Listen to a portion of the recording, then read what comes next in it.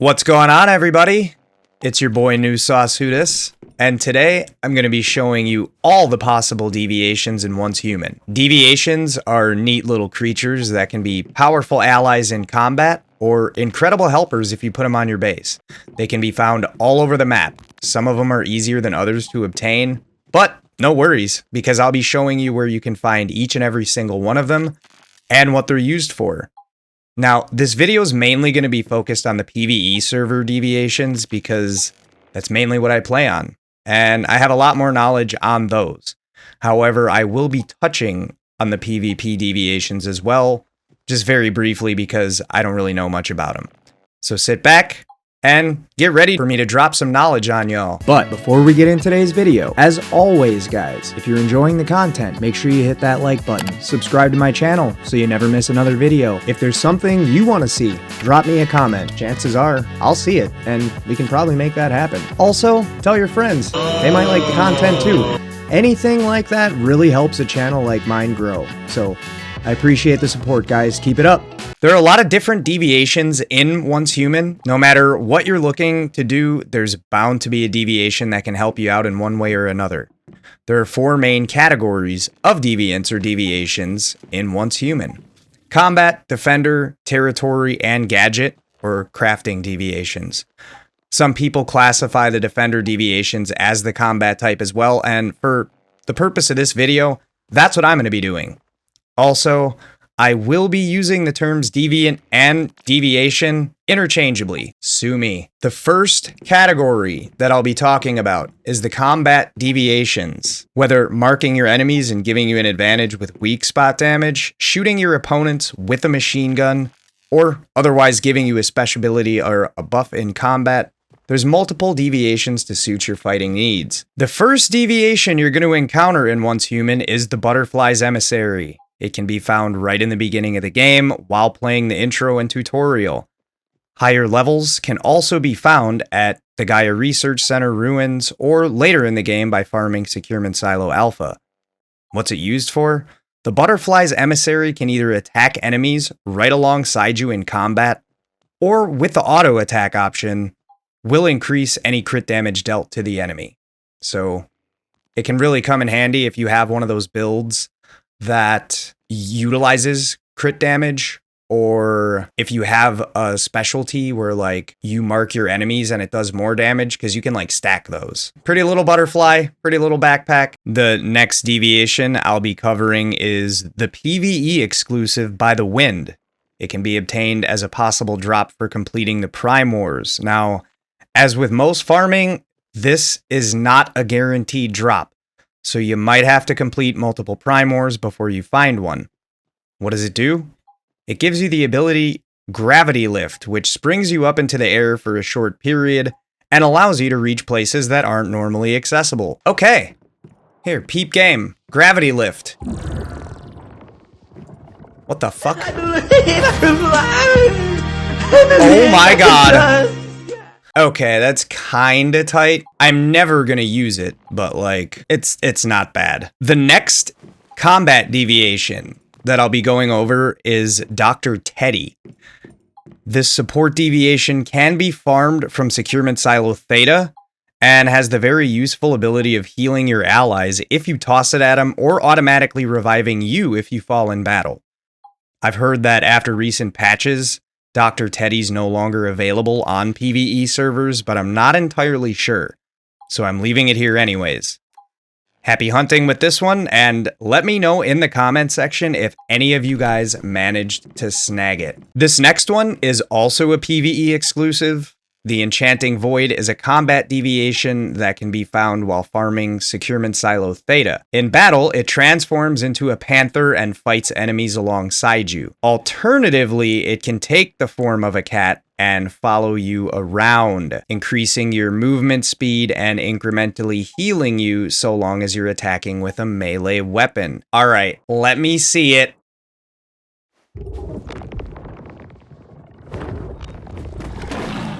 Oh god. Okay, this thing is kinda neat. Oh, you can have both? Oh, Yeah, that one's pretty dope. All right, the Festering Gel is one of my personal favorites and can be found pretty early on after defeating the Ravenous Hunter at the Monolith of Greed. The Festering Gel acts as a deployable cover of sorts, and when in close enough proximity can heal you for up to 10% HP and sanity per second. They're super useful if you find yourself in a pinch. And as an added bonus, this healing effect also works on any other allies in its vicinity. My territory is in like highly polluted area, so my sanity is a little bit lower than it should be. All you have to do with this guy in your bag, you can go to build fortification. He drops, once again, deployable cover. You can get behind him. You can heal up. He heals your sanity. If you're injured, he heals that too. He heals your allies. This is the one that I use. After I picked him up, I've never used another one. I know different strokes for different folks, but that's the stroke I'm going with. This next one, I couldn't manage to snag IRL, so we're just going to talk about it. It's called the Grumpy Bulb, and I'm a little less familiar with this because the only things I typically plant on my territory are corn. But the Grumpy Bulb has a chance to spawn for you when you harvest onions. It has the ability of turning enemies against one another, taking some of the heat off you in combat. I've never picked one of these guys up, so if any of you watching decide to give it a shot, let me know in the comments how it goes for you. The Lonewolf's Whisper is a possible drop after defeating the Shadowhound in the Monolith of Thirst. Again, this is not a guaranteed drop, so a few attempts might be needed before you can find one. The Lonewolf's Whisper automatically attacks enemies, and as a bonus, an enemy it attacks will receive increased damage. This can be very useful when fighting some of those late-game bullet sponges. We'll pull him out, and I can just show you guys what he does. I don't really use this one either, but yeah, we'll pull him out. It's a little dog. This guy actually puts in work, too. I've had it used against me in a PvP cargo scramble, and the dog fucked me up more than the guy was. You want a treat? You want a treat, dude? Good boy. Good boy. Next, we have the Mini Feaster. He's not too hard to get. I'll get one. This can be obtained as a possible drop from any Mist Zone events, but an easier method to find him is by completing Lowe's side quest, Lord of the Fog. The Mini Feaster is very similar to the Lonewolf's Whisper in the sense that it too automatically attacks enemies in combat and increases the damage attacked enemies receive. So yeah, any of those mist events where you see the beam of light sticking out of the ground, you go in there, you do what it asks you to do. There's a pretty good chance that you'll get one. I know people that have like 10 of them. If I would have known I didn't have one, I'd have one right now. Or you can just go do Lowe's side quest, Lord of the Fog. This is one of the easier ones to get. You won't have any problems if you're looking for it. It's actually pretty cool looking too. Kind of cool, kind of cute. A little bit of both. The Mini Wonder Deviant can be found as a possible drop when crafting vortex generators. This is a more endgame item that can only be crafted on an advanced synthesis bench and only with the proper mimetics unlocked. Alternatively, a much easier way to find your first one would be completing Lowe's side quest, Otherworld Traveler. It is guaranteed, but this is also an endgame side quest with a recommended level of 45 or higher. Once acquired, the Mini Wonder can absorb incoming enemy bullets and automatically reload your weapon. You can also assign it to allies to do the same thing for them. It's a fucking black hole. Let's call a spade a spade. Like, it's a fucking black hole. It follows you around when enemies are shooting at you. It absorbs the bullets, and it puts said bullets back in your magazine. So, like, it is kind of dope, but it doesn't heal you, so Festering Gel is still my fave. Next up on the list is the Polar Jelly Deviation. This is a possible drop from any cargo scramble, or can be farmed from Securement Silo EX1. This deviation would have some incredible synergy with most Frost builds, as it can suck in enemies around it and deals AoE Frost damage to surrounding enemies. Using the auto attack option has the same effect, but now also increases any Frost damage dealt, as well as creating ice spikes when a Frost vortex is formed inside this AoE. So let's bust him out. Oh lord. Yeah, he's some icy jelly. Apparently lasts a while too. Let's see what the other one does. Auto attack? Oh, same shit, except now, like, I don't have to hold him. And he just straight up does that. So if you have a Frost build, you might want to have this guy on your team, because that's, like, perfect synergy. Next, I'm also kind of unfamiliar with this one, but I'll try my best. The Pyro Dino can be farmed from Securement Silo Phi and is essentially the same type of deviation as the Polar Jelly, except that the Pyro Dino deals blaze damage and AoE damage, as well as creating explosions from attacking an enemy that's burned. So it's basically the polar opposite of the Polar Jelly. Pun maybe intended. Let's check it out. It's a big-ass dinosaur. Yeah, it's like the Chefosaurus Rex, except it's fire. This thing looks badass, I'm not gonna lie. The Shattered Maiden deviation can be found as a possible drop from completing production facility quests or by completing Lowe's side quest Farmside Fright. By using designated target, it will automatically attack nearby enemies until they're defeated or runs out of deviant power. By using auto attack, you'll also now inflict slowdown and chain debuff, as well as inflicting 50% extra damage on non-boss enemies. So it's a decent effect. I've never used any of these, so this is kind of like Christmas for me. I get to open up all these things and see what they do. It's a little person with a bag on their head. Yeah, so I think this is the one that like induces fear. Where the hell are you going? Do you oh my god! Look at her! She be running funny. She crazy now. That one's kind of tight. That one's kind of tight. Runs funny AF, but yeah. The Voodoo Doll is a little bit trickier when trying to farm for higher levels, as it's just a random world spawn. But you are guaranteed at least one, well, you're guaranteed exactly one, when you complete Lowe's side quest Carnival of Doom. The Voodoo Doll gives you a hint of what it can do by its name. When activated, it can absorb a portion of the damage that the player would have taken. Conversely, if it's an enemy being targeted, a portion of the damage taken by the player will then be inflicted back to the enemy. So yeah, it's like linked to me. So if I get attacked, he reflects it back on them. I would have to try it to see like exactly how much damage is reflected. Like, if you're getting attacked by like an elite or something like that, you might actually die. I don't know. I don't know how that works. Last on our list of combat deviations is the Zeno-Purifier.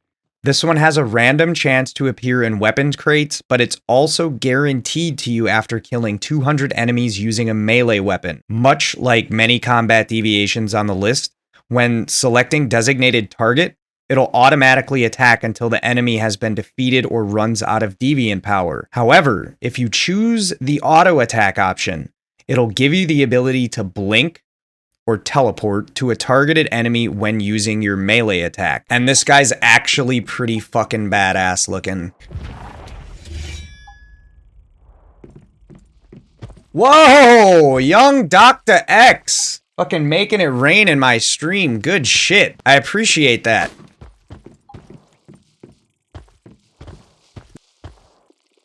Yeah, that thing is badass. It's a shogun or a samurai, one of the two. To my knowledge, that's all the combat deviations in Once Human. I'd just like to ask that if this video's helped you at all up until this point, give me a like, Subscribe to the channel so you never miss any of my content. Share it up. Thank you so much for watching. I appreciate the support. That is all. Next up on our list is going to be the territory deviations. Some of these, when placed in your territory, go out and fetch specific crafting materials for you, so you don't have to do that gathering grind. Some of them increase your skill in certain areas of crafting or cooking. Some enhance certain facilities that you may have in your territory. Others still provide even more unique, one-of-a-kind buffs that can really help either you or the other deviations that you may have on your base. Now, if you've noticed, most of the combat deviations, if not found from a side quest from low, have to be farmed from one securement silo or another. Territory deviations, for the most part, can be found at specific locations on the map. These are set points, but you have to go find them, and a lot of people are looking for them. So the drop still isn't 100%. Like, they're there, but if somebody snagged it up already, you have to like switch worlds, and yeah, if they're not in the world you're in, a neat little trick to reset your chances of finding it is just going to any nearby teleportation tower and switching the world that you're in to a different one. It's still not guaranteed, but after switching worlds a few times, you've got a pretty good chance at finding what you're looking for.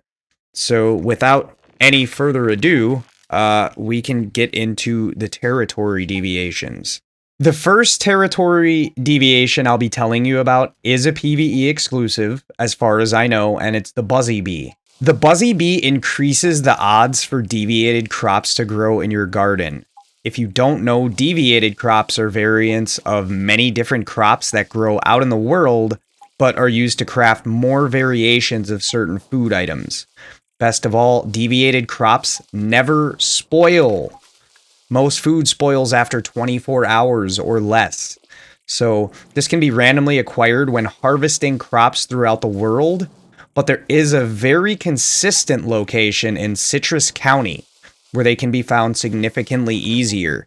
For these, I can actually show you guys where they are. So 5707, negative 5211. This is Citrus County. It's going to be in one of these plots here. And I believe it's next to the one with the scarecrow. I found mine after switching worlds, I think twice. It's pretty common though. Like, you can get one from harvesting just random crops. Chefosaurus Rex, when placed on your territory, automatically walks up to your regular stove, electric stove, or kitchen set after you start cooking meals, and improves the effects and buffs obtained from the food you're cooking. This deviation can be found by farming Securement Silo Phi, or guaranteed to be obtained by completing Lowe's quest. There's a dragon here. I can tell you a little bit about that quest. You just like go to the place where the Chefosaurus Rex is. He's gonna bitch about how nobody knows how to cook food anymore. So you're basically gonna have to cook him 3 meals. The first one is gonna be like a regular meal, the second one is going to be of like a rare, and then the third one is going to be like an epic or something like that. You have to cook him 3 different dishes, and then he'll come with you. It's not too hard. The electric eel is an invaluable deviation that increases the watt rating of generators in your territory. To my understanding, this effect does scale depending on the level of electric eel you manage to find. You can never have too much electricity on your base. This deviation can be found simply by fishing in random bodies of water throughout the world. They're not super common, but they're also not incredibly rare drops either. They can also be caught by participating in the surge of fish events that take place from time to time throughout the world. I have 1, 2, 3, 4, 5, 6 electric eels that I don't have in my territory right now. So I have 8 electric eels total. Yeah, there's a pretty good chance that you can find these if you're looking for them. It's not hard. So probably the most common deviation I've come across so far would have to be the Extradimensional Cat. It helps you recover HP more quickly when you're in your bed, and in my honest opinion, it's not all that useful. After all, the Festering Gel does the same thing, and you don't even have to be in your territory or sleeping to do it. However, they are insanely cute, and being a cat person myself, I'd say that alone makes up for its next to useless ability. Let me know how you feel about this one in the comments section below, guys. The Extradimensional Cat has a chance to spawn in any neutral stronghold. On the second floor of the mail building, of Deadsville and has a pretty high chance to spawn in all of the main settlements, like Deadsville, Myers Market, Blackfell, Greywater Camp. Literally, they're everywhere. You can't walk 20 feet inside of a settlement without finding one. Next, the Fetch-A-Lot Bunny passively gathers nearby plants in your territory. If you need plants, look no further. You have a chance to capture one of these bad boys with every chop of the Draconia or bald cypress trees you take. One of these trees can be located at 4908, -2523. Yeah, it's like right here-ish. It's like right in the corner here. They're everywhere. If you're in this area, they're the biggest fucking tree in the map. They're really easy to find. Just make sure you have a pickaxe. And every chop you take of the tree, you have a chance to get one. I actually got 2 while I was chopping down one tree. So these guys will find things like blueberries, mushroom seed. They find a lot of different stuff. Hawthorn seeds, hawthorn berries, cabbages, potatoes. He gave me a pumpkin, corn seeds, corn, mushrooms. He found 20 motherfucking mushrooms. This little guy's putting in work. Another one of the more useful deviants that provides some sort of crafting buff is the Flame Essence. It is one of my personal favorites, having a smelter specialization myself. This guy improves your production efficiency when smelting various material at a regular furnace or an electric furnace. It can be located right at the top of the conveyor belt at the Sutherland Chemical Plant. The coordinates are 6074 -5987. Once you get to Sutherland Chemical Plant, it's kind of obvious where it spawns. There's only one conveyor belt. You just walk up to the top and it should be there. Now, once again, if it's not there, that means somebody snagged it before you, so just go to any teleportation tower and try changing worlds a few times until it appears. It definitely will eventually, but how many times it takes solely depends on how lucky you are, I guess. For me, I think I had to switch worlds like, 4 or 5 times before it showed up. So you're going to just load this thing up.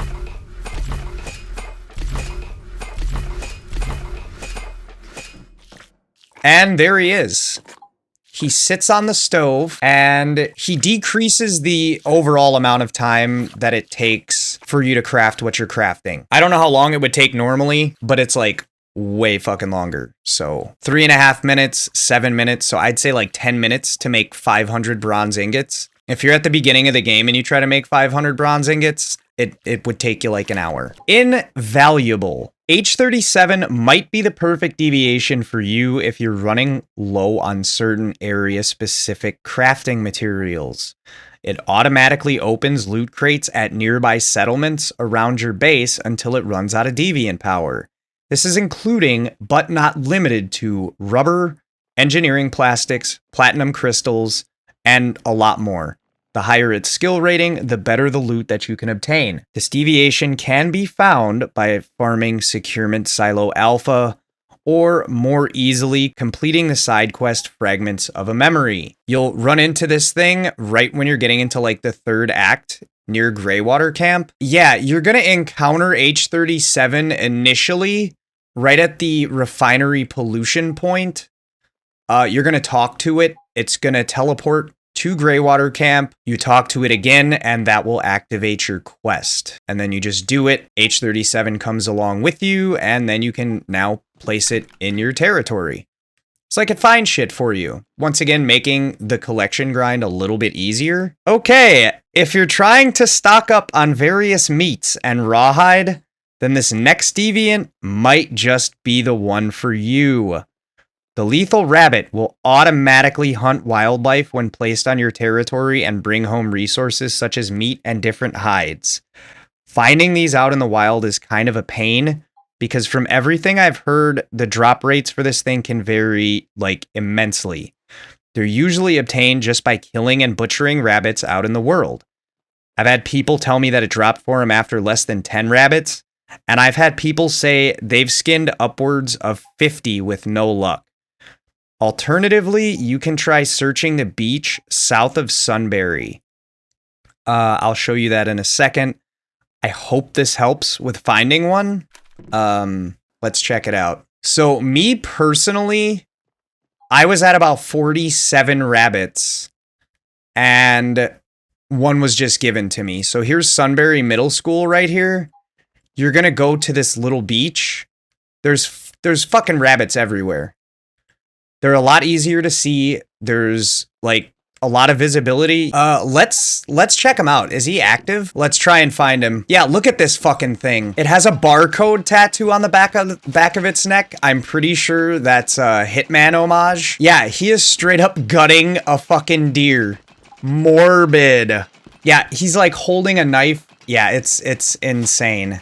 The logging beaver can be found very early on in the game and can be incredibly useful for quite some time. Like, I'm level 50 and I still have 2 of these things on my territory.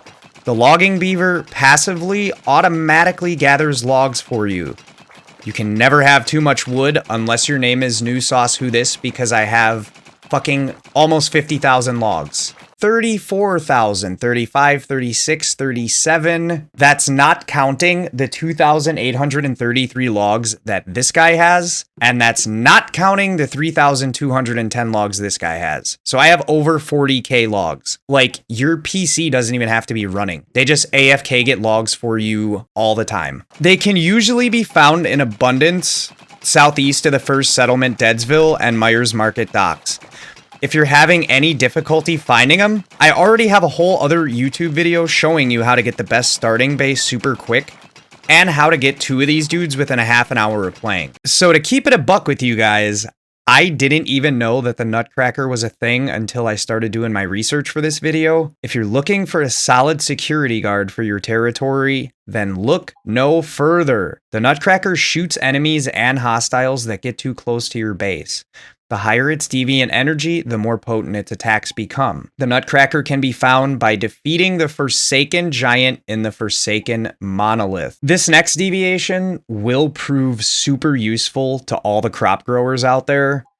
The Rain Man can increase your crop's vitality when planted, as well as water your plants for you. So say bye-bye to those stupid fucking irrigation systems. The Rain Man has a chance to drop from any Rainfall Reaper you kill. Some usually spawn around the Sutherland Chemical Plant.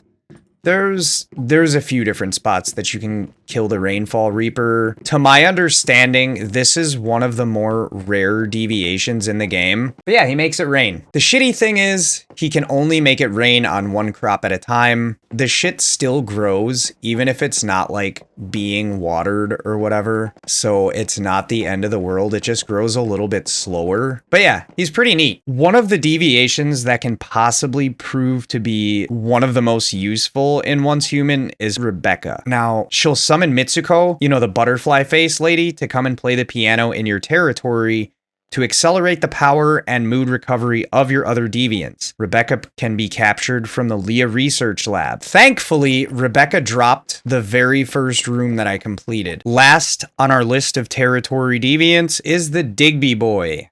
Depending on its individual skill level, it passively goes out and gathers various types of ore. Seeing as how no matter what stage of the game you're in, you're always going to need different types of ore for smelting. I'd say at least one of these deviations are a must-have for anybody's territory. First 2 Digby Boys you encounter aren't even going to be that difficult because they're both guaranteed. You get one when you mine your first tin ore. The second one is going to be found by doing Lowe's Quest, the Deviation Expert. Both of these are outlined, like I said, in my last video. So go and take a look at that if you have any other questions. When you do Lowe's Quest Deviation Expert, you have to bring 30 copper ore with you because you have to feed them to him in order for the Digby Boy to come with you. If you're looking for more than those 2 Digby Boys or possibly a higher level Digby, like this one's a level 3, you do have a chance to pick one up from every single ore that you mine, although the appearance rate seems to be higher if it's a silver ore node. The last type of deviation that I'm going to be covering is the crafting variety. When placed in your territory, these deviations will periodically produce crafting materials you can't find anywhere else in the game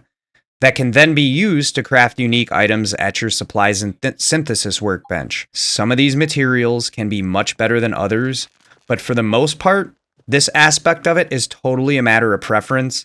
and I'll leave the importance of most of these items up to the viewer. There are a couple, though, that'll stick out a little bit more than others, and I'm going to put my two cents in when that happens. Now, the first one that I'm going to be going over is actually one of the few of these that I don't have, unfortunately. It's the Artisan's Touch. They produce a crafting material called Universal Toolkits. Once you've got your hands on 40 of these, you can begin crafting all-purpose hands. Out in the world, your gear gets damaged sometimes. You need to repair on the fly, and you don't want to go back to your base to repair. When you use the all-purpose hand out in the world, it'll immediately repair the most damaged piece of gear in your inventory. In a pinch, this can be incredibly useful, and I recommend everybody have at least 2 or 3 of them if you have the Artisan's Touch deviation. Farming Scorcher elites. The Scorcher is this little toy I have on the table right here. They tend to drop at a way higher rate than other elites, so you might want to just try farming Scorchers. I've also heard that it only drops from Scorchers. If you're looking for this, I would start with Scorchers and stay on Scorchers, because that's how I got mine on my other character on a different server. There is a Scorcher located at Hearst Industries. There are a couple other locations too. So we'll just go over. There are 3 for sure spots to find a Scorcher. And I know this because I was just fucking doing it earlier. And it's kind of a pain. So, the first one is Hearst Industries. From Myers Market, it's directly northeast. This is Hearst Industries right here. There's a central building next to like the main building, and he's in there. The next one is the Rift Anchor Greywater Industrial Zone. It'll be on the top level back here, like literally right where my cursor is. So 4712, negative 3053. There'll be one right upstairs. You are going to end up killing probably several of these. I want to say I did like a lap from location to location. The last location is the Rift Anchor Eastern Railway Junction. He's right in the back here. So from the main railway, you follow all the way back and you take a left. He'll be sitting on top of like a dirt hill. The general coordinates would be 4511, 5369. I hope you guys have some better luck than me because I couldn't pick that motherfucker up. Now, this thing, I thought that this was a PvP exclusive. It's not. You can get it from a PvE server. This is the Atomic Lighter. When placed in your territory, it produces split core cotton, which can then be used to create fusion lighters. To craft a fusion lighter, you'll need 8 split core cotton, 4 acid, and 3 glass. Most of the items that these crafting deviations require is going to be 8 of that item, 4 acid and 3 glass. You'll see what I'm talking about in a minute, but the fusion lighter can be thrown at enemies and will deal a random amount of blast damage to said enemies. If you manage to kill an enemy with the fusion lighter, it will increase the amount of loot dropped from that enemy. So it can be obtained by farming Securement Silo EX1. Fusion lighter, highly unstable kind of grenade. Throw to inflict 115 plus 650% PSI intensity.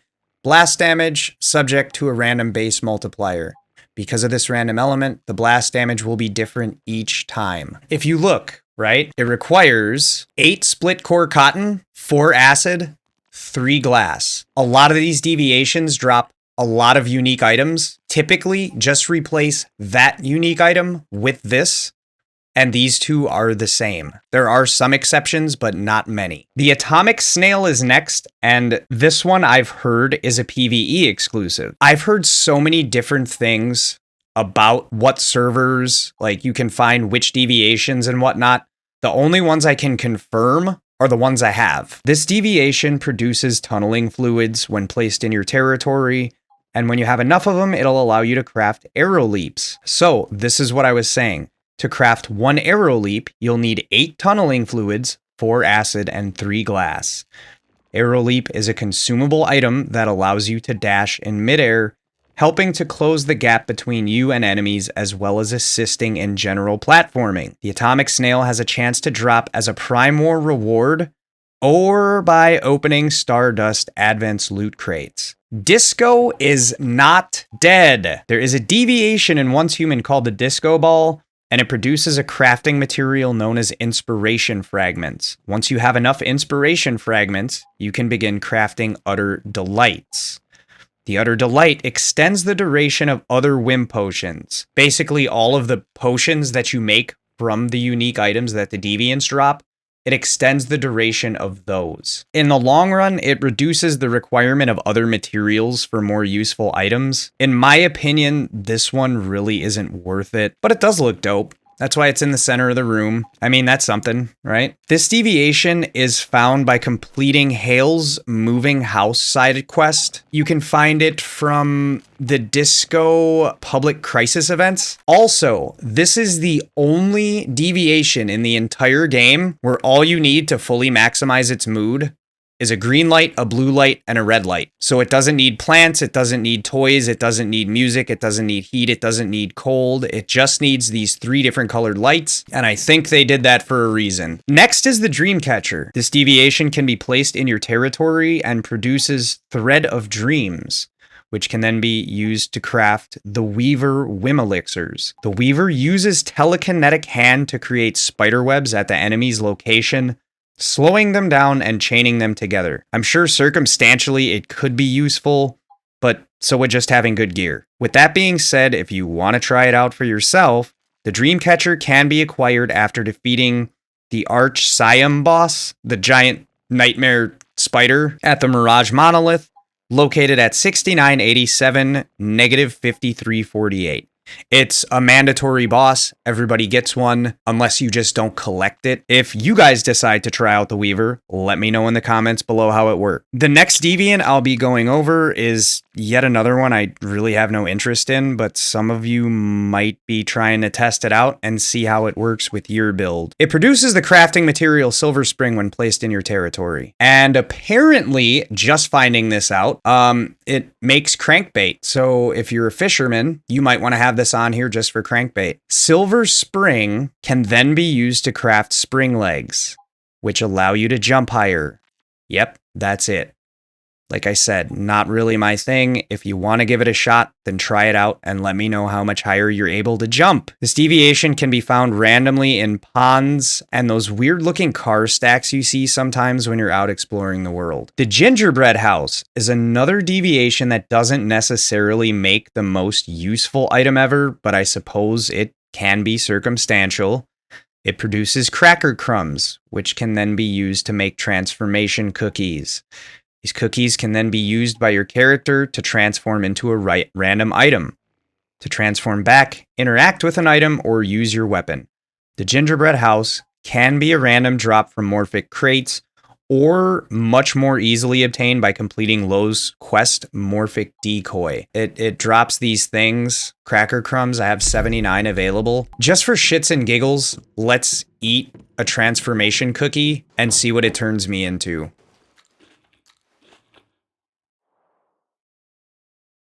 So now I am a garbage can. This is actually kind of appropriate because I'm fucking trash at some video games, so perfect! In theory, right? Let's say you need to hide from somebody. They're gonna see you eat the fucking cookie. So like, how useful is that really? Now on to a much more useful deviation, the Harveseed. Arguably one of the best crafting deviations you can place in your territory. It drops the crafting material Heartvine. This Heartvine can then be used to craft the Living Armor or Chloro Armor consumable. When it's used, Living Armor reduces incoming damage from enemies for a period of time, and if the user's health drops below 20% when it's active, your HP will instantly be restored back up to 100%, and the shield will be disabled. So once it restores your health, you no longer have that armor anymore, but you not dying is way better, I think. The Chloro Armor buff and the effect does have a 10-minute cooldown. Harveseed is a guaranteed drop after defeating the Tree Ant boss at Gaia Cliff Monolith. 100%, 10 out of 10, would recommend. I actually have it right here It's in my quick bar. Chloro armor is now active. If I were to take damage, I now take reduced damage. And if I'm about to die, it just restores my health back to 100%. Hug in a Bowl is the next deviation I'll be telling you about. Not going to spend too much time on it. It produces delicious soup, which can then be used to craft home-style noodles. Once consumed, home-style noodles restore your sanity back up to 100%. I know I said I wasn't going to give my opinion too much about these things, and I was going to leave it up to you. If you want to restore your sanity back to 100%, just drink either the corn or the wheat ales made in a brewing barrel. Aside from restoring 1,000 sanity, it also restores 100% of your hydration. So thank me later. If you just want the deviation, it can be acquired randomly by cooking, with the biggest drop rate coming from the actual Hug in a Bowl dish.